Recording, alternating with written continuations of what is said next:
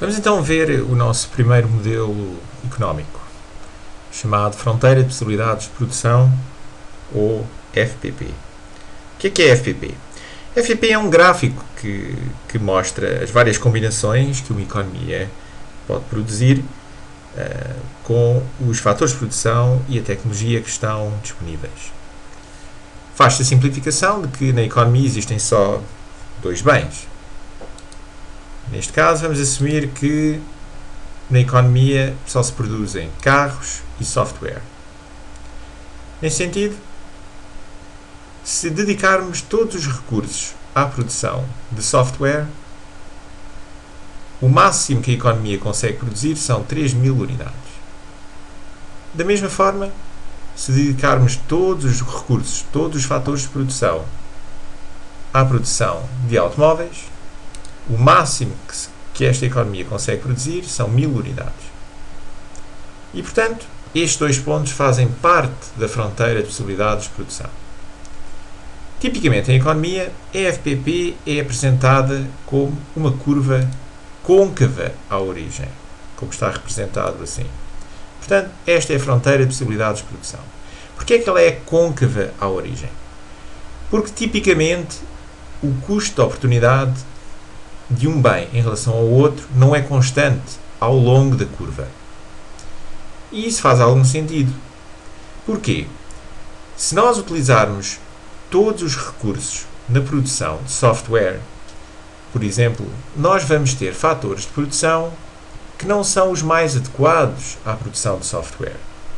Imaginem, por exemplo, que na economia existem pessoas que são franzinas, mas que são ótimos programadores informáticos, e há os chamados brutamontes, aqueles que de facto não seriam os mais adequados à produção de software, mas que teriam a força suficiente para pegar num carro quase sozinhos. Portanto, nesse sentido, conseguimos ver que nem todos os fatores de produção são igualmente adequados à produção destes dois bens. Ora, o custo de oportunidade aqui é crescente à medida que tentamos produzir cada vez mais carros. Porquê? Porque chega a um ponto em que vamos também ter de recorrer ao franzina e a todos os outros franzinas na produção de carros. E assim o custo de oportunidade é crescente. Vai aumentando cada vez mais à medida que queremos cada vez mais carros. Da mesma forma, à medida que queremos produzir só software, vamos ter que utilizar aqueles fatores de produção, neste caso o brutamontes, na produção de software, e aí vamos conseguir produzir quantidades cada vez menores de software na margem, retirando de facto esse fator de produção que seria mais adequado na produção de carros.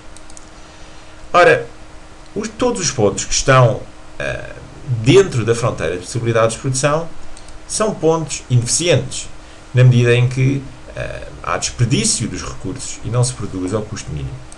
Vejamos porquê. Um ponto, por exemplo, dentro da fronteira de possibilidades de produção, ponto A, em que se produzem 300 carros e 1.000 unidades de software. Porquê é que este é um ponto ineficiente? É um ponto ineficiente porque a economia poderia continuar a produzir o mesmo número de carros, 300 carros, e poderia produzir muito mais software do que 1.000 unidades. Da mesma forma, poderia produzir 1.000 unidades de software e estar a produzir muito mais do que 300 automóveis. Vejamos então um ponto na fronteira, ponto B, em que se produzem 600 carros e 2.200 unidades de software. Um outro ponto da fronteira é o ponto C, em que se produzem 700 carros e 2.150 unidades de software. Ora, aqui podemos ver já o conceito de custo de oportunidade. Se nós estivermos no ponto B, onde temos 600 carros, e quisermos mais 100 carros, vamos ter que sacrificar recursos. Vamos ter que sacrificar recursos da produção de software. Vamos ter que os desviar da produção de software e aplicá-los na produção de carros.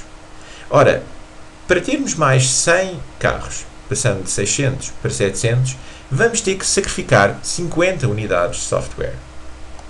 Lembrem-se disso. Vamos agora, quando passamos do ponto C para o ponto D, nós vamos ter mais 100 carros produzidos, mas agora estamos a sacrificar 150 unidades de software produzido. Portanto, como veem, o custo de oportunidade não é constante. De B para C era um custo, de C para D esse custo aumentou. O ponto E será atingível ou não com os fatores de produção e com a tecnologia de que dispomos? Não, claramente não. Porquê? Porque está para além da fronteira de possibilidades de produção. É um ponto inatingível porque, para uma dada quantidade de carros produzidos, o número de unidades de software que contempla é claramente maior do que aquele que a economia consegue produzir. Vejamos então o caso de uma deslocação da FPP, okay?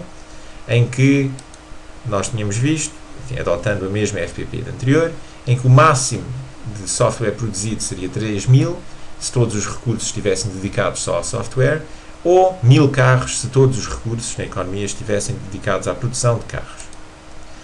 Portanto, um ponto sobre a FPP é este, em que se produzem 700 carros e 2.000 unidades de software possível.